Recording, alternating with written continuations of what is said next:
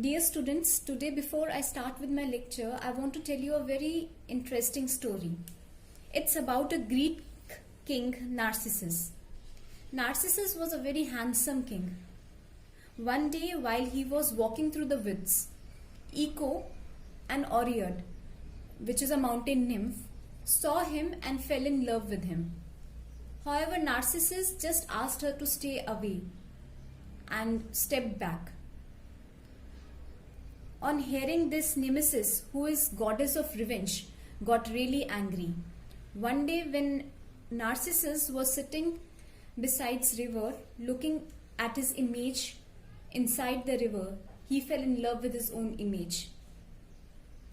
The river reflected back his image. Nemesis, who is the goddess of revenge, decided to punish Narcissus because he was so proud of his image. She turned him into a flower, and that flower is known as Narcissus. So my dear students, had this wonderful phenomenon of reflection not been there, we would have definitely not been able to see Narcissus perhaps, though it is a myth. But I really loved such stories, and I don't know why, but I still believe in such stories. So this shows that even our mythology has laws of reflection in it. So dear students, today we are going to start with reflection of light. Now, many a times in class, when the teacher, who is transmitter of knowledge, teaches, some students absorb no knowledge. They are all empty. They reflect back all the knowledge transmitted by the teacher. However, some students, they absorb all the knowledge. They have full absorption of knowledge and they are very happy with the teaching. And there are also some students who get confused. It means they partially absorb the knowledge, partially reflect back the knowledge. So this is all the kinds of students we face in our class. Similar is the concept of reflection of light as well. When light falls on an object, some of it is reflected back completely. For example, the rays 1, then you have this ray 3, then you have this ray 9. All of them are reflected back. Some of them get absorbed, like ray 1, 2, 4, 6. They are getting absorbed. They are neither reflecting back nor passing through. However, if I have a transparent sheet here in this square shape, I see that two rays, ray number 7 and 8, pass through this transparent portion of this object. Dear students, this phenomenon of sending back of light into the same medium from where it is coming, or bouncing back of light, is known as reflection of light.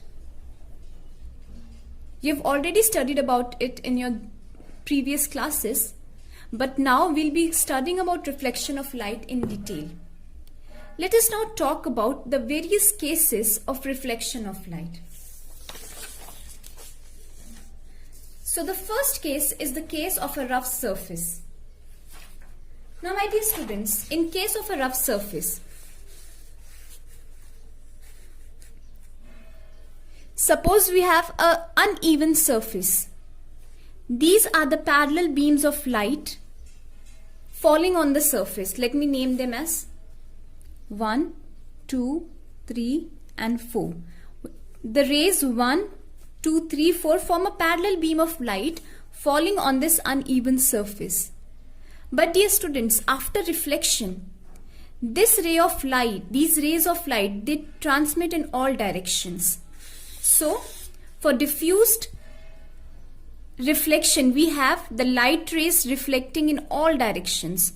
Thus, a rough surface shows diffused reflection. Now coming to case 2, which is a smooth surface reflection. When a parallel beam of light falls on a smooth surface, it gets reflected back as parallel beam of light only in one direction. Such reflection through a smooth surface is called specular reflection or mirror-like reflection. Now let us talk about different terms associated with this mirror-like reflection. Now dear students, consider a mirror MM' where AB is the incident ray, BC is the reflected ray, and NN' is the normal to the mirror. Now what do you mean by normal? Normal is something which makes an angle of 90 degree to the surface. See, this is the surface and this line is making an angle of 90 degree. So I have AB as my incident ray and BC as my reflected ray. Now dear students, so we know that angle ABN, that is the angle between the incident ray and the normal, is angle of incidence. I is the angle of incidence, and the angle between the normal and the reflected ray is angle of reflection. Well, my dear students, laws of reflection state that angle of incidence is equal to angle of reflection.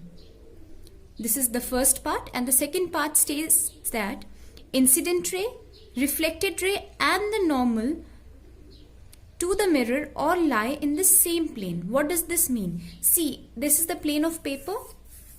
My incident ray, my reflected ray and my normal all lie in this plane.